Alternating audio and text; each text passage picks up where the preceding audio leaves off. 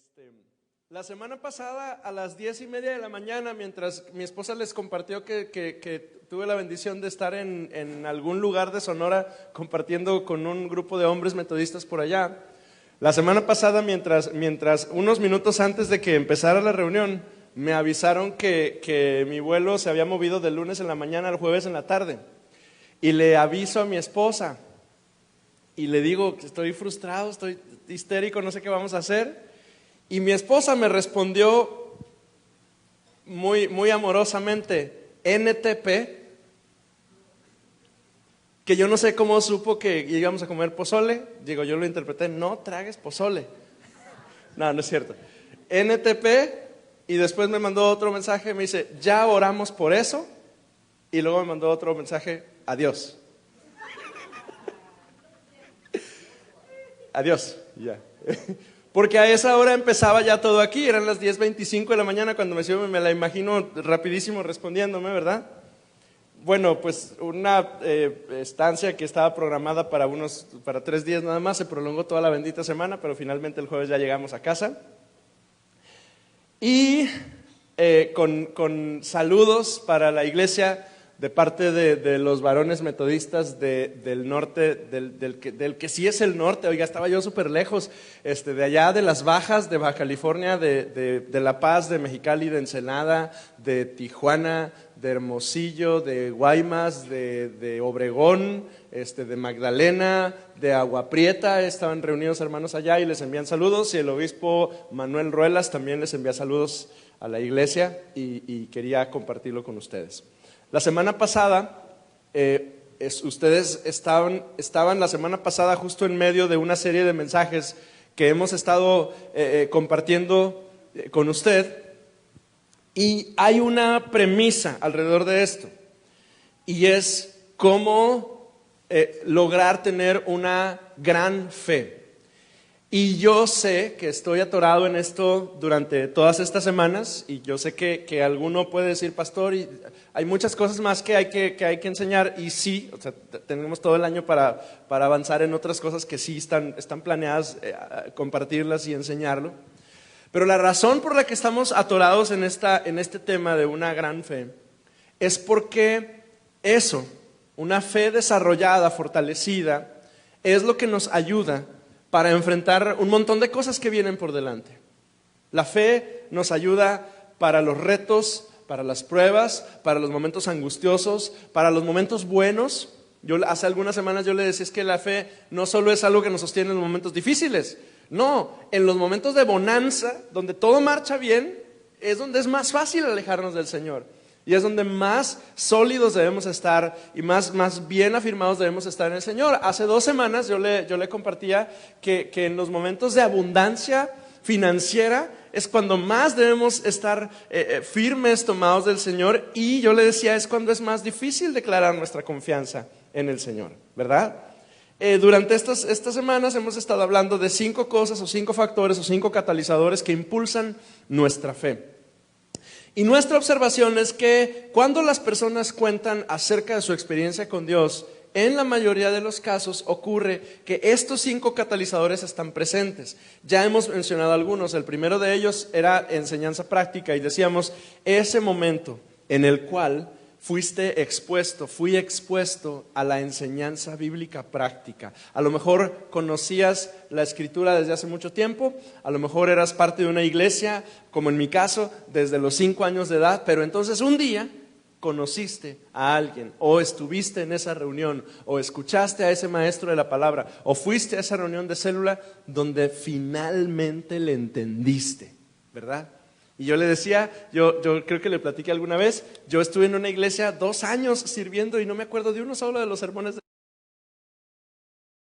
Porque a veces sucede, no somos expuestos a enseñanza bíblica práctica, pero entonces un día llegaste a ese lugar y dijiste, wow, ¿cómo es que ahora sí lo entiendo? Bueno, es que está siendo expuesto a una enseñanza bíblica práctica y lo necesitamos. Y yo le decía, vaya a su célula, ahí es el lugar donde compartimos, donde platicamos, donde lo etéreo de la Escritura, que luego es tan compleja, se hace simple y sencillo y aplicable a nuestras vidas. Luego, hace 2 semanas yo compartía con usted acerca de disciplinas personales y decíamos que las disciplinas no son muy agradables. A nadie nos gusta tener que levantarnos a las 5 de la mañana y ponernos los tenis y la ropa deportiva y salir a recorrer los 5 kilómetros que tienes que recorrer caminando, trotando, corriendo. A nadie nos gusta, especialmente cuando hace frío. ¿Verdad que sí? ¿O a alguien le gusta? No, estás loco, Almanza. Yo me quiero quedar acostadito en mi cama, cobijadito, ¿eh? Pero es necesario porque esos pequeños montos de ejercicio disciplinado van a generar un efecto permanente en nuestras vidas, pero no aplica nada más en el ejercicio, aplica en todas las cosas. Particularmente esa vez hablábamos acerca de dos de ellas, dos disciplinas: la devoción, la vida de oración y nuestras finanzas. Y concluíamos en esa ocasión y decíamos: dale a Dios tus primeros minutos y tus primeros pesos. ¿Se acuerda? Sí. Bueno, se lo repito hoy. Dele a Dios sus primeros minutos y dele a Dios también sus primeros pesos. Porque es ahí, en esos minutos y en esos pesos, donde se hace evidente si usted cree o no en el Señor. Es en dedicarle tiempo al Señor, disciplinadamente, donde yo noto si verdaderamente confío en Él. Y es especialmente en dedicarle al Señor esos primeros pesos. Sí me entiende a qué me refiero con los primeros pesos, ¿verdad? En apartar eso que usted le entrega al Señor cada que usted recibe su raya y dárselo al Señor y decir: aquí está. Y usted dice: híjole, yo pudiera estar haciendo muchas cosas con esto. Sí, pero lo hacemos disciplinadamente, conscientes, uno, de nuestra responsabilidad con nuestra iglesia local, y dos, de saber que Dios es digno de que yo confíe en Él, incluso en mis finanzas, ¿verdad? Y entonces dele a Dios sus primeros minutos y sus primeros pesos. Entonces llevamos dos enseñanza práctica, disciplinas personales, y la semana pasada Lorena compartió con usted sobre el tercer tema. ¿Alguien se acuerda de qué compartió Lorena la semana pasada? Ay, la hermana se merece una dona del CEBE, la hermana Juanita Elizondo. Ministerio personal. Y Lorena la semana pasada compartía con nosotros un pasaje que es apasionante para nosotros. Ese momento en el cual el Señor Jesús primero les dice: denles ustedes de comer, ¿verdad? Y todos los discípulos están vueltos locos, dicen: ¿y de dónde? Como lo hubiéramos hecho también usted y yo. ¿Y de dónde voy a sacar dinero para darle de comer a 5,000 personas, más 5,000 mujeres? Porque eran 5,000 hombres, más mujeres, más niños. ¿Cómo le voy a hacer? Y entonces uno de ellos dice: pues aquí hay, pero pues hay 2 paquetes de jamón y 5 bolillos. ¿Qué vamos a hacer con eso? Y la semana pasada Lorena decía con usted: Koinonia, sal de tu barca. Sal de tu zona de confort, porque además la segunda parte del pasaje es cuando los discípulos van en la barca y Jesús se acerca. Y entonces los discípulos, uno de ellos en particular, el más gallón, ¿verdad? Si eres tú, di que camine hacia donde estás tú. Y él le dice, el Señor le dice: pues véngase. Y entonces nos asombra, ¿verdad? Vemos esa escena que la serie de moda bíblica, ¿verdad? Nos da un chispazo padrísimo de imaginarnos, ¿verdad? Cómo es que Pedro pudo haber caminado, ¿verdad? Sobre las aguas. Y solo sirve para eso, para darnos un vistazo de cómo pudo haber sido y recordarnos a nosotros que de tiempo en tiempo el Señor también nos llama a usted y a mí y nos dice: sal de tu barca, sal de tu zona de confort. Si Dios nos está llamando a algo, decía Lorena la semana pasada, lo podremos hacer porque nuestro Señor nos lo está diciendo. Así es que no te detengas, porque tú tienes a Cristo del otro lado esperándote. No vamos caminando aventura a la nada, vamos caminando siguiendo a Cristo. Sí, las aguas es un lugar donde naturalmente la gente se hunde, ¿verdad? Pero Cristo está ahí delante y nos está llamando, así es que no tengas temor. Si Dios te está llamando, si Él te está diciendo: levántate y camina, te levantas y caminas, papá, porque es Cristo mismo el que te está diciendo. Ve la gloria de Dios a través de los pasos de fe a los cuales Dios te está llamando. Y eso es maravilloso. Solo veremos la gloria de Dios así cuando nos animemos a salir de la barca y caminar. Hazlo. Dios siempre se provee. No olvides que tú eres parte de sus planes. Dios te está llamando a ir a lo profundo. No te detengas. La semana pasada hablábamos de ministerio personal. El día de hoy Vamos a hablar del cuarto catalizador de la fe, y se llama relaciones providenciales. Relaciones providenciales. Relaciones providenciales. La confianza es siempre clave para poder tener una buena relación. Los matrimonios funcionan porque hay confianza mutua, ¿verdad? Otra manera de decirlo es la fe. La fe es clave para poder tener o entablar una buena relación. Y este es un principio que aplica para todas las relaciones importantes de nuestra vida. O sea, si tu hijo se va a llevar bien contigo es porque confía en ti. Porque has desarrollado y construido una relación de confianza, de fe mutua. Y él sabe que tú vas a llegar a las 12:20 que sale de la escuela, sabe que él se va a parar ahí en la puerta y te va a ver ahí. Y él confía que eso va a suceder. ¿Verdad que sí? O sea, él sabe que ese día a las 11 de la noche o a las 12 de la noche que dijiste que ibas a pasar por él en la fiesta o por ella en la fiesta, él sabe que ahí vas a estar y va a salir ahí y te va a esperar ahí y sabe que tú vas a estar, que le vas a salvar y que si se complica y te manda un mensaje y te dice ven por mí ya, sabe que tú vas a estar ahí, porque las relaciones importantes en nuestra vida se construyen a base de confianza y de fe. Y con Dios es lo mismo. Tú quieres tener una buena relación con Dios. Yo quiero tener una buena relación con Dios. Yo necesito desarrollar esa confianza en Él. Yo necesito confiar que Él va a estar conmigo. Yo necesito creer que si me dice que me aviento y ahí va a estar, aunque no vea nada. Entonces, hagamos un ejercicio. Esto es bien inusual, pero vamos a intentarlo. Hagamos un ejercicio. Con la persona que tengas más cerca, que no sea con quien viniste de preferencia. Voltea con esa persona y comparte con ella o con él, toma un minutito nada más, no nos va a tomar mucho tiempo, pero comparte con ella o con él el nombre de una persona que haya marcado tu vida de fe. O sea, simplemente vas a tomar ahorita un minutito, menos de un minuto, y le vas a decir, yo me acuerdo de fulano de tal y esa persona marcó mi fe. Vamos, inténtalo, vamos a hacerlo. 1, 2, 3.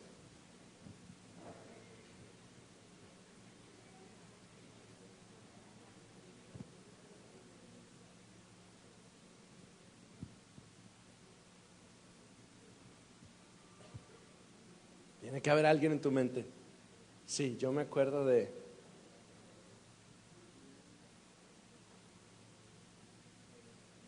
Marcó tu vida de fe. Él o ella.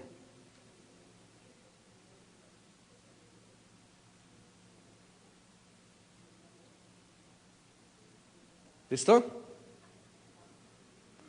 ¿Sabes por qué hago ese ejercicio contigo?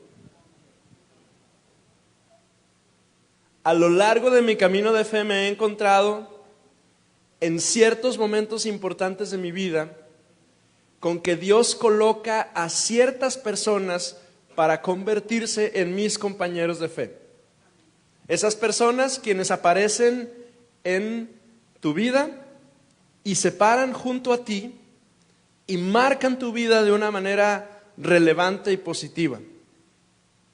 Es más, algunos de nosotros pudiéramos decir que en los momentos más bajos de nuestra vida, ahí estuvieron, incluso a pesar de que en algunas ocasiones no queríamos que estuvieran ahí, pero allí se paró la señora y no se movió y estuvo ahí y me sostuvo, ¿verdad? Y algunos de ellos no solo se pararon ahí, sino que nos forzaron, nos jalaron, nos agarraron de las orejas, nos atraparon del brazo y nos dijeron, chiquito, tú no te quedas ahí, tú te vienes para acá, y te jalaron ahí contigo, ¿verdad? Hace algunos años, cuando Lorena y yo estábamos iniciando el ministerio, de pronto la vida de la iglesia se nos complicó. Estábamos iniciando una congregación y recibíamos apoyo de otra iglesia para poder sostenerla. Y de pronto un día, sin decir aguabá, ese apoyo se acabó. Y hubo un momento en el que nos estábamos sintiendo que nos estábamos quedando solos. Además, habíamos adquirido un compromiso financiero importante. Y entonces el lugar que nos prestaban para poder tener nuestras reuniones de iglesia, el dueño de esa casa nos dice que va a necesitar la casa. Entonces en una cuestión de semanas Habíamos adquirido compromisos familiares y del lugar donde nos reuníamos nos están pidiendo que lo desocupemos. Y entonces yo en particular, estábamos angustiados porque sentíamos como que nos estábamos quedando sin iglesia. Y necesitábamos ahora rentar un lugar. Entonces ahora no solo no teníamos para sostener la iglesia, sino además ahora había que agregarle una gotita más. Ahora tenemos que pagar renta en un lugar. Y entonces me acerqué o conectamos Gil y yo. Gil es un hombre a quien aprecio mucho y que conocía yo desde antes, pero que en ese momento se convirtió en una fortaleza para mi vida.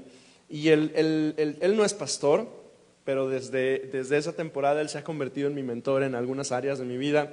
Y me citó en un café en Constitución. Y yo vivía en Juárez. Y me dijo, nos vemos en tal lugar en Constitución a las 8 de la mañana. Y yo vivía en Los Cometas. No, ya no vivíamos en Los Cometas, ya vivíamos en Andaluz. Pues ahí voy como loco tratando de llegar al lugarcito de Constitución. Y finalmente llegué y tuve una conversación providencial con él, ¿verdad? Yo estaba muy asustado y estaba muy preocupado porque yo sentía que se me estaba acabando la iglesia, ¿verdad? Y que ya no íbamos a poder hacer nada. Y entonces esas conversaciones que tienes, que te orientan, que te animan, que te fortalecen, las llamamos relaciones providenciales. Afinan nuestra perspectiva de la vida cristiana. En algunos casos salvan nuestra fe. Y cada que escuchas una historia de fe sobre cómo una persona ha navegado en la vida, siempre tiene que ver con quién esa persona se ha relacionado profundamente. Porque nunca nadie ha descubierto y se ha encontrado con Dios genuinamente en la soledad. No. O sea, es decir, puedes tener tiempo de búsqueda del Señor y de búsqueda del rostro del Señor en lo privado, y está bien, sí, qué padre que lo tengas. Pero hay algo que Dios solo hace cuando estás relacionado con tus hermanos. Incluso si alguien dijera, no, yo solito, híjole, yo diría, se me hace que, si tú piensas eso, se me hace que necesitas explorar un poquito más e indagar un poquito más en tu fe, para darte cuenta que los momentos claves de tu vida siempre ha estado alguien ahí presente. O sea, siempre encontramos historias como, yo me encontraba en esta situación y entonces conocí a esta chica. O entonces me acerqué, o se acercó conmigo este fulano, ¿verdad? O entonces tuve esa plática con mi profesor en la universidad. O sea, yo estaba pasando esto, y entonces llegué a ese trabajo y me di cuenta que mi jefe ahí era cristiano. Perdón, y me sorprendió ver su fe y me sorprendió cómo él o ella se cruzaron en mi camino justo en ese momento complejo de mi vida. Porque Dios usa las relaciones providenciales para hacer crecer nuestra fe. A veces es una conversación, a veces es simplemente acercarnos con alguien y vivir un poquito más cerca de alguien y ver a esa persona vivir la vida cristiana. Algunos de nosotros no es necesario mucha charla, simplemente se necesita un poquito de cercanía para verle, para observar a esta persona y ver los valores que dirige en su vida y preguntarnos entonces cómo es que Dios usa a esta persona y yo quiero tener lo que él o ella tiene, porque Dios usa relaciones para impactar e influenciar nuestra fe. Me fascina la historia de esta señorita.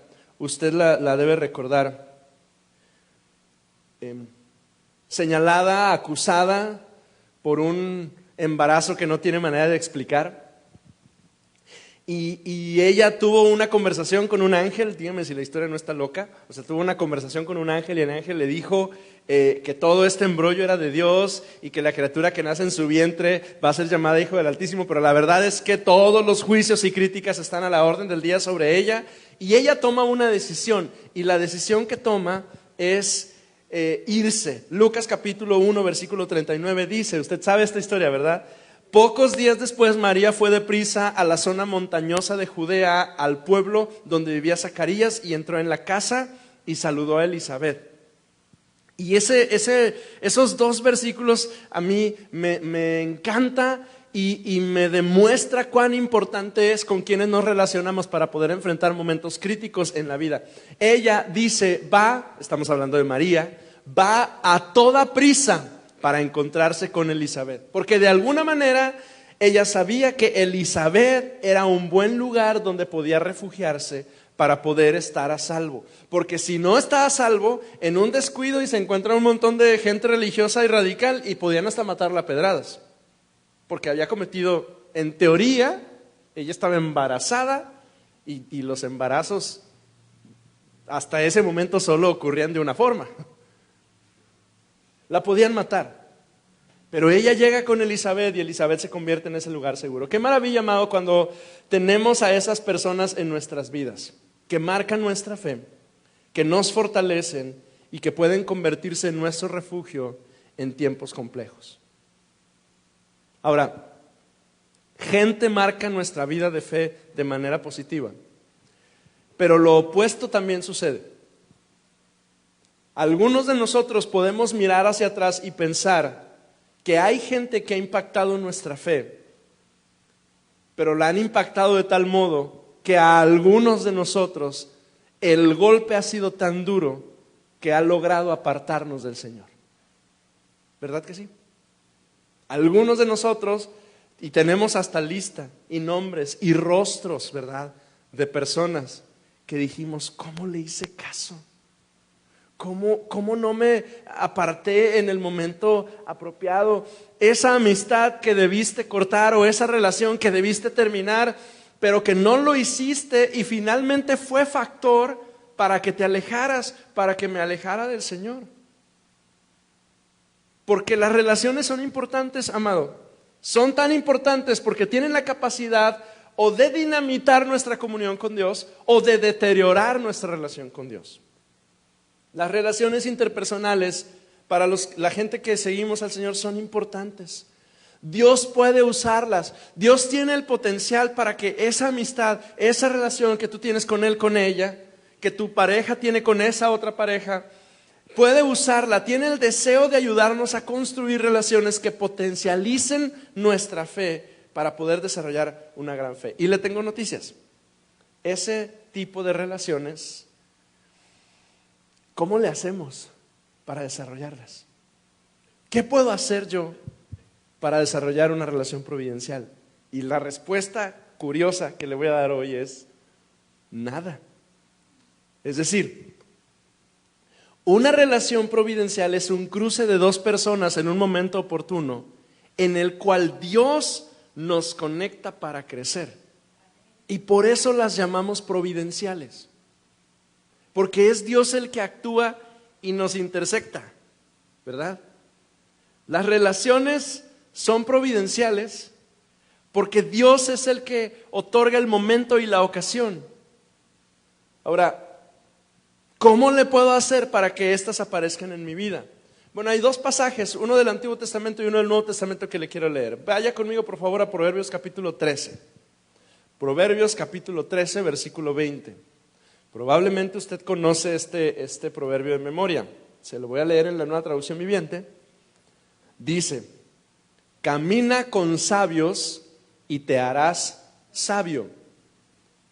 Júntate con necios y te meterás en dificultades. Leo, ¿qué dice la reina, la versión que tú tienes?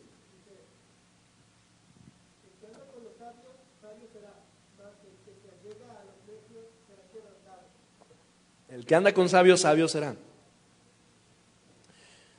Porque hay un elemento espiritual en las relaciones interpersonales. O sea, tus amistades, ¿sí?, tus amigos, tus amigas, no solo son gente con la cual pasas el tiempo, ¿sí? O sea, sí, qué padre que les tienes, qué padre que puedes compartir tiempo con ellos, qué alegría el poder vivir juntos la vida con la gente a quienes amamos, ¿verdad? Pero hay un efecto espiritual en tu vida debido a las personas con las cuales te relacionas, ¿sí? Es decir, tus amistades eventualmente van a afectar o, quiero decirlo así, influir en tu vida espiritual. Primera de Corintios 15:33, el apóstol Pablo nos da una idea. Primera de Corintios 15:33 dice: no se dejen engañar por los que dicen semejantes cosas, porque, nos regala un refrán Pablo, las malas compañías corrompen el buen carácter. Creo que la versión 60 dice, las malas conversaciones corrompen las buenas costumbres, dice la Reina Valera 60, ¿verdad? Y Pablo lo que está tratando de decirnos es, las relaciones humanas pueden tener un efecto positivo, pero también un efecto negativo en nuestras vidas. Las influencias erróneas pueden llevarte a lugares erróneos. Las influencias correctas tienen la posibilidad, y lo escribí así con toda la intención, tienen la posibilidad de llevarte a los lugares correctos. Las influencias erróneas te van a llevar a los lugares erróneos. Eso es un hecho. Y yo quisiera decir que las influencias positivas te van a llevar a los lugares correctos, pero la verdad es que no es cierto. Las influencias positivas tienen la posibilidad de ayudarte, empujarte un poquito, ¿verdad? O sea, nuestro corazón engañoso está hecho para ir a lo erróneo, ¿verdad? Y si te rodeas de la gente equivocada, pues vas a llegar ahí. Si te rodeas de la gente correcta, va a ser más difícil que llegues al error. Por eso es tan importante. Por eso somos iglesia. Por eso vez tras vez le insistimos en participar en ambientes y lugares donde puedas desarrollar relaciones que puedan fortalecer tu fe. Por eso. Porque las relaciones providenciales no pueden crearse, pero tú sí puedes ser parte de ambientes donde estas relaciones puedan suceder. Lo voy a insistir en eso. Esa intersección que ocurre en esos momentos críticos en nuestras vidas, en los que nos encontramos con gente que fortalece y potencializa nuestra fe, ese es Dios el que las crea. ¿Sí? Pero tú sí puedes forzarte, disciplinarte a ser parte de ambientes donde esas relaciones puedan darse. Y quiero, para que nos quede muy claro, si una relación providencial difícilmente se va a dar en un bar. O sea, puede pasar, pero difícilmente va a ocurrir en un bar. ¿Sí? Difícil. Chance y pase, no digo que no, pero es difícil. Pero ¿sabe dónde sí es más sencillo, es más fácil que se dé? Voltee con sus hermanos. Aquí. Pero déjeme ser claro en lo que estoy diciendo. Pero no aquí ahorita, que usted nada más está escuchándome aventarme un rollo. Sí. Aquí entre sus hermanos. En los ambientes que como iglesia, que como congregación creamos para que usted pueda relacionarse con sus hermanos. Y entonces un día llega la crisis y Erwin sabe que Tony ahí está. Y se crea esa intersección divina que fortalece la fe de ambos. ¿Me sigue? Yo tengo que hacer mi parte para poder estar en el lugar correcto donde puedan ocurrir esas relaciones providenciales. Y no se trata de programas, no se trata de clases, no se trata de lecciones. Se trata de ser por eso, y perdóneme el comercial, pero usted sabe que soy bien insistente en eso. Por eso la insistencia de Almanza en que vaya a su célula. Ay, cómo das lata, pastor, con eso. Sí, porque ese es uno de los lugares en los cuales Dios nos coloca y se dan esas relaciones providenciales, esas conexiones divinas que Dios nos da, esa charla, esa conversación que no se iba a dar en otro lado, pero ahí sí se da, y mi fe crece. Mi fe se desarrolla. Por eso fíjese, cuando me han preguntado, porque algunas personas me han preguntado, ¿y qué hacen en sus células? ¿verdad? Y quienes van a una célula saben que la reunión es bien sencilla, no es nada compleja. ¿Y ves un libro? No. ¿Y haces una lección? No. Y entonces, ¿qué estudian? O sea, ¿que siguen algo? Y le digo, no, leemos la Biblia. Por si no sabe, estamos leyendo el libro de los Hechos. ¿Vamos en qué capítulo? 8. Ahorita estamos leyendo el libro de los Hechos en las células. Y tú sabes, gente, pastores y compañeros y gente de otras iglesias me han preguntado, ¿y qué haces ahí? Bien fácil, leemos la Biblia, oramos juntos y luego compartimos la mesa. Y ya, ¿qué más quieres? Pero quienes están ahí saben que ahí Dios hace cosas. De hecho, yo le he dicho, Dios ha hecho más cosas en mí, en una mesa con café, que aquí en el altar llorando yo en la presencia del Señor.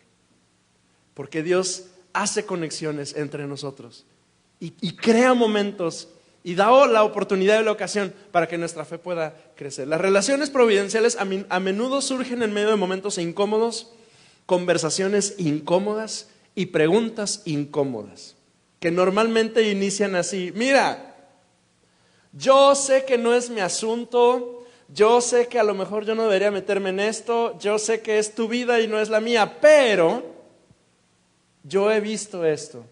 Llevamos algún tiempo que estamos compartiendo juntos, estoy cerquita de ti, yo puedo observar algunas cosas y yo siento decirte esto y creo que en esta área yo quisiera ayudarte. Quiero tener esta conversación incómoda contigo porque quiero que sepas que me importas. A menudo así inician las relaciones providenciales. Cuando alguien tiene la audacia de acercarse conmigo y decirme: pastor, yo sé que no es mi asunto, yo sé que yo no debería, te va a incomodar, pero necesito decirte esto. Tú vienes y te acercas, o alguien se acercó contigo y te dijo: oye, yo sé que me da mucha pena, pero siento que tengo que decirte esto. Y claro, nos incomoda, y claro, nos sentimos invadidos, y claro, y tú que a 3 metros de distancia, hazte para allá. Pero esa es una persona que ama al Señor y que te ama a ti y que está viendo una situación en la cual te quiere dar. Claro, hermano, si lo hace, hágalo con cuidado, con prudencia, con amor, con misericordia, ¿verdad? Cierto pastor cuenta que había un jovencito de su iglesia que tenía unos vecinos que no participaban en la congregación, que nunca estaban, que no les interesaba asistir a una iglesia.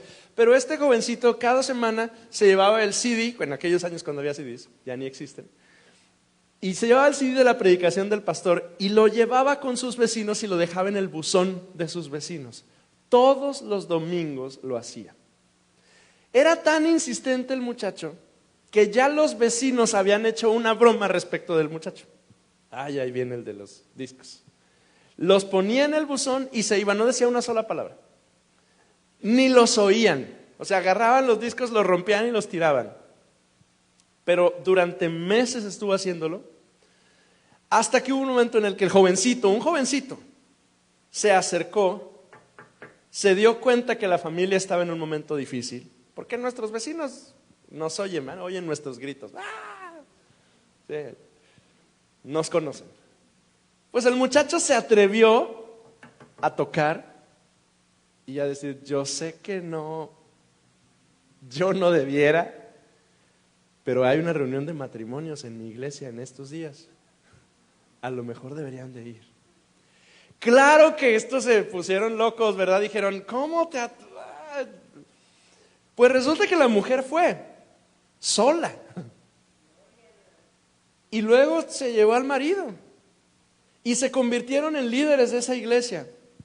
Y el punto es, por un jovencito que tuvo la audacia, la insistencia primero, de crear un vínculo extraño con sus vecinos regalándoles un CD cada semana, y después la audacia de acercarse y decir: yo sé que yo no debería pero quizá Dios pueda hacer algo con ustedes así. Hay conversaciones incómodas que tienes que tener. Hay charlas difíciles que se tienen que dar. Y a veces alguien va a iniciar esa conversación contigo y te va a calar, te lo advierto. Te va a doler. A veces voy a ser yo, a veces va a ser alguno de tus hermanos y no te va a gustar. Hay conversaciones incómodas que tú tienes que ir e iniciarlas con un: yo sé que yo no debería de meterme en esto, pero debes hacerlo, porque tus amigos, la gente con quien tú te relacionas, determinan la calidad y la dirección de tu vida. Muchos de nosotros esperamos que lleguen aquellas personas que van a marcar nuestras vidas. Muchos de nosotros nos hemos encontrado en situaciones críticas y decimos, ¿cómo quisiera que alguien viniera hoy y me ayudara? Pero hoy, mi énfasis el día de hoy es al revés. Hoy, mi llamado contigo es que se trata de que tú seas esa persona. De que tú te conviertas en la mujer, en el hombre, que sea capaz de ser intencional para iniciar esas relaciones providenciales que alguien más, estoy seguro, que necesita. Y quiero que te quede muy claro esto con un ejemplo de la Escritura. Ve conmigo, por favor, a Hechos capítulo 4. Porque con este fulano creo que te va a quedar muy claro de qué tipo de perfil estoy tratando de animarte a que tú consideres en convertirte. Se llama Bernabé. Su historia llega a nosotros a través del libro de los Hechos. Conocemos de él gracias al libro de los Hechos. Bernabé aparece en el capítulo 4, en el versículo 36 del libro de los Hechos. Justo cuando la iglesia está como estableciéndose, como iniciando, como definiendo cómo van a trabajar. Y el capítulo 4, por ejemplo, es este capítulo que nos describe la comunión, ¿verdad? Pedro y Juan y toda la gente, y están todos orando y etcétera. Y aparece al final del capítulo, en el versículo 36. Por ejemplo, había un tal José, dice Hechos 4:36, a quien los apóstoles le pusieron el sobrenombre Bernabé, que significa hijo de ánimo. Creo que en la Reina Valera dice hijo de consolación. Gracias, Naila. Él pertenecía a la tribu de Leví, o sea, era de la porra del hijo de Naila. No es cierto. Él pertenecía a la tribu de Leví y era oriundo de la isla de Chipre. Verso 37, vendió un campo que tenía y llevó el dinero a los apóstoles. Esa es la primera mención de Bernabé en la Escritura. Un hombre, miembro de la iglesia, como con un perfil muy aquietado, o sea, nada llamativo. Es más, no sabemos de él que en los siguientes capítulos, donde se da que hay predicadores y que hay gente que ora y demás, no aparece. Simplemente él es un tipo que es judío, pero de Chipre, pero que vendió algo y dio la ofrenda. Pero su verdadero inicio, ya en la vida de la iglesia, aparece unas hojitas más adelante en el capítulo 11. Avanza en su Biblia en el capítulo 11, en el versículo 22. Él es miembro de la iglesia en Jerusalén, el primer lugar donde el evangelio es predicado. Cuando la iglesia de Jerusalén se enteró de lo que había pasado, enviaron ¿a quién? A Bernabé. ¿A dónde? A Antioquía, que es una ciudad que se encuentra muy hacia el norte de Jerusalén, ya fuera del territorio de Judea, muy al norte. Lo enviaron a Antioquía. Verso 23, cuando él llegó y vio las pruebas de la bendición de Dios, se llenó de alegría y alentó a los creyentes a que permanecieran fieles al Señor. Bernabé era un hombre bueno, lleno del Espíritu Santo y firme en la fe, y mucha gente llegó al Señor. Ahora ya tenemos ahí un perfil, una biografía ya más clara. O sea, el tipo era un tipazo. Hombre bueno, lleno del Espíritu Santo, firme en la fe. Verso 25. Y mire, aquí se pone interesante la cosa. Después Bernabé siguió hasta Tarso para buscar a Saulo. Cuando lo encontró, lo llevó de regreso a Antioquía. Los dos se quedaron allí con la iglesia durante todo un año, enseñando a grandes multitudes. Fue en Antioquía donde por primera vez los creyentes los llamaron cristianos. Unos capítulos antes aparece un tal Saulo, y usted se sabe su historia, ¿verdad? Es un perseguidor de la iglesia, va rumbo a Damasco, un poquito más al sur de Antioquía, va rumbo a Damasco a prender, a capturar cristianos y meterlos a la cárcel. Y se encuentra con Dios y se rinde a Jesucristo, le entrega su vida al Señor, oran por él, queda ciego, luego sana. Y por esta primera temporada, Saulo predica el evangelio, pero por alguna razón que yo todavía no logro distinguir en el libro de los Hechos, después de que Saulo recibe su llamado y inicia esta primera etapa chiquitita de ministerio, ¿sí? Saulo, ¿de dónde era? De Tarso. Pues Saulo regresa a Tarso y se queda ahí. O sea, en los primeros meses de la conversión de Saulo, todo el mundo sabe de él. De hecho, el capítulo, me parece que el capítulo 8, por ahí, dice, oye, era famoso el tipo. La historia de que se convirtió resonó entre la gente del camino, porque decían, el que nos perseguía, ahora predica al Cristo que perseguía. Pero en algún momento, Saulo deja eso y regresa a su casa, a su tierra, a Tarso. Y entonces, la Biblia dice que este Bernabé se entera que Saulo había regresado a Tarso, ¿y qué hace? Va por él. Se traslada hasta Tarso, que para que tenga una idea, es todavía más hacia el norte y tiene que agarrar un barco para poder llegar a Tarso, porque Tarso además es un puerto. Entonces, ir a Tarso requiere ir a Tarso, o sea, no está de camino, ¿sí? Tiene que ser intencional en llegar hasta allá. Pues Bernabé va hasta Tarso, busca a Saulo, lo encuentra y se lo trae consigo a Antioquía. Síganme en esta idea. Y mi pregunta es, ¿qué hubiera pasado si Bernabé no hubiera ido por Saulo? ¿Qué hubiera pasado? Piénselo. Yo sé que es el terreno de la hipótesis, ¿verdad? Pero piénselo. El efecto en Saulo, en primera persona, pero después el efecto en la iglesia en ese momento, y después el efecto en los siguientes 2000 años de iglesia. ¿Qué hubiera pasado? De entrada, casi la mitad del Nuevo Testamento no la tendríamos, para empezar.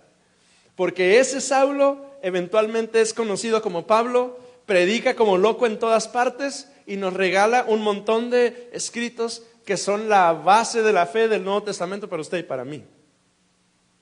Todo porque un viejo supo que el tal Saulo estaba ya perdido en Tarso y fue y lo buscó.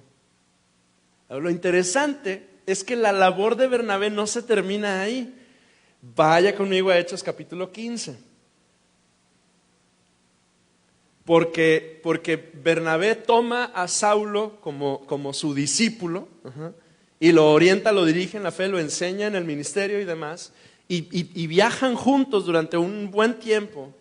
Y luego vea lo que dice el capítulo 15, versículo 36. Después de un tiempo, Pablo le dijo a Bernabé: volvamos a visitar cada una de las ciudades donde ya antes predicamos la palabra del Señor para ver cómo andan los nuevos creyentes.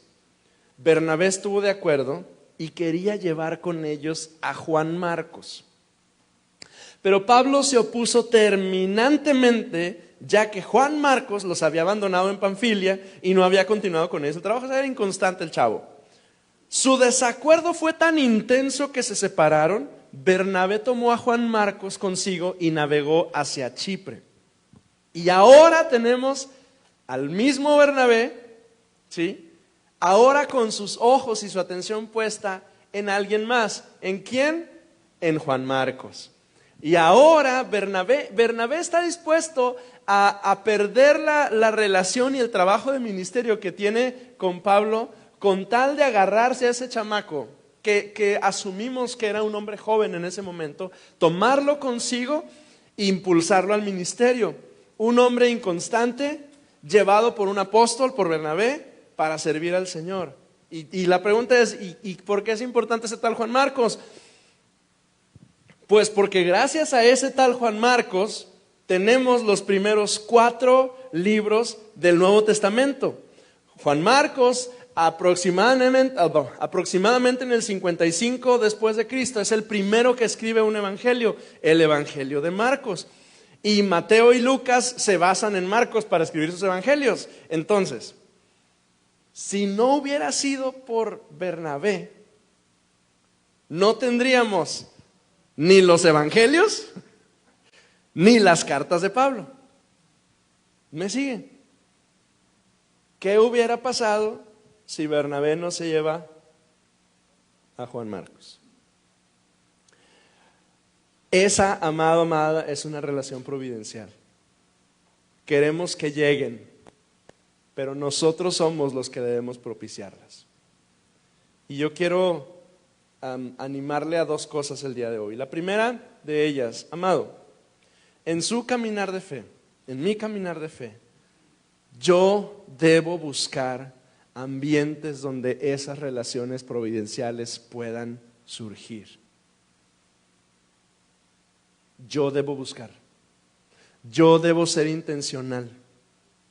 No van a llegar caminando por Morelos.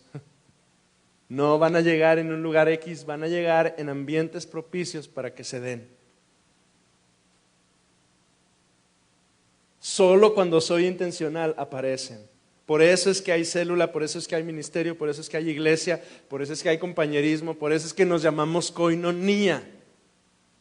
Porque buscamos que entre nosotros, no aquí ahorita, pero entre nosotros en nuestra comunidad de fe que hemos construido y que estamos fortaleciendo, tener ambientes apropiados para que tú, amado, que tienes un trabajo demandante, que tienes una familia que sostener, que tienes un montón de compromisos y un montón de tensión, tú tengas un ambiente apropiado para que puedas relacionarte con otros de tus hermanos, y entonces un día cuando la crisis llega, ahí esté Edgar, ahí esté Tony, ahí esté Uciel, ahí esté Paco, ahí esté Hugo, y te podamos fortalecer. Y se dé esa intersección divina para que tu fe pueda crecer. Por eso es que como iglesia creamos ambientes como el de ayer, que por cierto estuvo padrísimo, hermana, si no vino se lo perdió. Pero estuvo padrísimo, lugares como ese en el que tú y tus hermanas están ahí y haces comunión con ellas y se dan esas conversaciones solitas y esas oportunidades para que tu hermana que te conoce, que sí sabe lo que estás pasando, te ve ese día y te dice: Lorena, tú andas rara, ¿qué tienes? ¿Qué te pasa? Yo sé que no me debería de meter, yo sé que no es un asunto, yo sé que es tu vida y no la mía, pero yo noto esto, ¿qué está pasando? Y tu fe crezca. Y mire, permítame decir esto con mucho respeto y con mucho cuidado, pero mucha gente se queja: nadie me vio, nadie supo, nadie me llamó. Y entonces yo le pregunto: ¿y dónde estabas? ¿Ibas a tu célula? ¿Te involucraste en algún ministerio?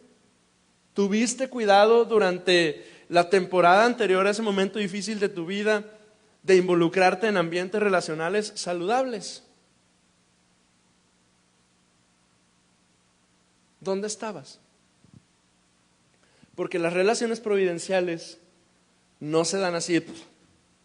Yo necesito ser intencional para estar en el lugar correcto y rodeado de las personas correctas, para que en el momento en el que se acabe el aceite, ahí están mis hermanos y me sostienen. Entonces mi primera invitación el día de hoy es: busca ambientes, busca lugares donde puedan surgir esas relaciones providenciales. Sé intencional, sé intencional. Mire, ¿hoy qué día es? Hoy es 4. El 16 los viejones tenemos nuestra reunión de hombres. ¡Uy, hombres! Espero verlo ahí. Porque si con alguien se batalla para entrar en esta onda relacional es con los viejos. Naturalmente nos aislamos, naturalmente nos alejamos, naturalmente decimos: ¿cómo estás? ¿Y qué respondes? Y se acabó la conversación. Viejos, los espero ahí. Bueno, aquí. ¿O dónde va a ser? Aquí. Lo espero aquí, Y lo espero con su chavo de 16, de 15, de 18, aquí también con usted. Porque para empezar, para aprovechar el comercial de una vez, no es para viejos casados viejitos. O sea, sí estamos viejitos, pero también su chavo puede venir aquí y estar aquí con nosotros. Porque es difícil nos es difícil abrirnos, pero lo necesitamos. Entonces mi primer llamado al día de hoy es, por favor, por el amor de Cristo, y se lo digo en serio con todo el corazón, busque ser parte, porque cuando venga la tormenta, usted necesita a sus hermanos, los necesita. Usted quiere que un hombre santo, que una mujer santa esté junto a usted ese día. Ese es mi primer llamado al día de hoy. Y el segundo es, conviértase usted en la relación providencial de alguien que se encuentra en necesidad. Acérquese, atrévase a acercarse a él o a ella y a decirle: yo sé que no es mi asunto, yo sé que te va a incomodar lo que te voy a decir, yo sé que me vas a odiar después de este día por algunos minutos, pero te tengo que decir esto, estoy observando esto, te amo, me preocupas, necesito decirte esto, porque además el Señor ya me lo puso un montón de veces y ya no sé qué hacer con esto, te tengo que decir esto, acércate, porque no sabes si hay un Pablo o un Juan Marcos delante de ti. No sabes. No sabes el efecto que puede tener esa conversación compleja. Ahora, si sabes que va a ser una conversación difícil, le quiero dar una recomendación. Primero, órelo bastante. Segundo, tenga esa conversación en uno a uno, o sea, en privado, sea compasivo. Por favor, tenga misericordia, sea amoroso ese día, pero no le saque. Porque no sabe usted si hay un Pablo o un Juan Marcos que necesita que usted se mueva hasta Tarsis y lo tome con usted. Que necesita que usted se tenga que pelear con alguien y lo agarre con usted y te dice: aquí te quedas, papá. No, que no quiero, aquí estás y te sientas conmigo en la iglesia. Porque lo necesita. Señor, yo te doy gracias en esta tarde ya por la vida de mis hermanas y hermanos, Señor, con quienes me permites transitar por estas veredas de fe. Hoy más que nunca, Señor, yo estoy agradecido por mi iglesia local, Señor, porque tú nos has sembrado, a mi familia y a mí, a Lorena, a Agustín, a Marco y a mí, nos has sembrado en este lugar, Señor, donde nos hemos encontrado con relaciones providenciales, mujeres y hombres, Señor, santos, que han venido en los momentos justos y nos han dicho: Hugo, yo sé que la estás pasando mal, nada más quiero que sepas que aquí estoy contigo. Yo te doy gracias hoy, Señor, por la vida de cada uno de ellos y ellas, Dios, que se han atrevido a acercarse con nosotros, Señor. Y no solo conmigo, Señor. Yo te doy gracias por esas relaciones providenciales que tú has permitido que se den en este lugar. Pero yo hoy, como el pastor de esta iglesia, te pido perdón también, Señor, por esas conversaciones que no nos hemos atrevido a tener, por esas charlas que hemos rehusado, por esos acercamientos que ya debimos haber tenido y que tú mismo has estado impulsándonos y hemos hecho caso omiso de ellos, porque qué miedo, qué pena, qué vergüenza, no, qué bronca, yo no quiero batallar. Pero has sido tú, Señor, el que de alguna manera nos estás tratando de impulsar, Dios, a ir y rescatar a esos Saulos, esos Juan Marcos, y necesitamos obedecerte, Señor. Ayúdanos, Señor. Ayúdanos, Dios. Yo quiero invitarle a que esté de pie, por favor. Y si usted distingue que necesita ser intencional en buscar relacionarse con sus hermanos, usted sabe, mire, yo no necesito indagar mucho, usted sabe bien. Y si Dios estuvo de alguna manera así rascando a su corazón el día de hoy, yo quiero pedirle, por favor, en el nombre del Señor, sea sensible a lo que el Señor está hablándole y dígale con sus propias palabras al Señor: Señor, si yo fuera usted, yo le diría: Señor, ya entendí. Si usted se une a esta oración conmigo, le invito a que lo haga. Señor, ya entendí que no puedo solo, ya entendí que todas las barreras que he puesto solo me han aislado más y probablemente me han impedido poder ver tu mano en mi vida y en mi familia. Ya entendí, Señor, que tú me sembraste en este lugar con mis hermanos para que me sostengan en los días difíciles. Aquí estoy, con mi corazón postrado, con mis ojos mirando hacia ti, esperando tu intervención, pero también, Señor, con mis manos extendidas hacia los lados, sabiendo, Dios, que tú vas a enviar a alguien conmigo para sostenerme. Aquí estoy. Ya entendí, Señor. Yo voy a dar esos pasos. Yo voy a caminar. Yo me voy a acercar.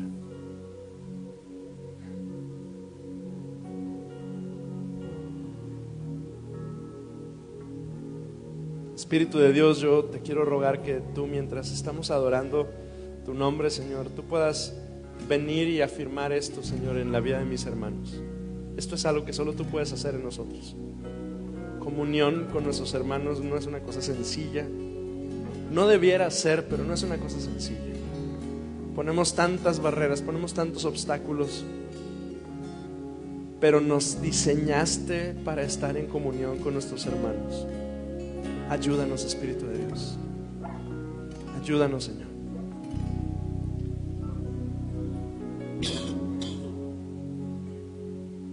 Ayúdanos, Dios.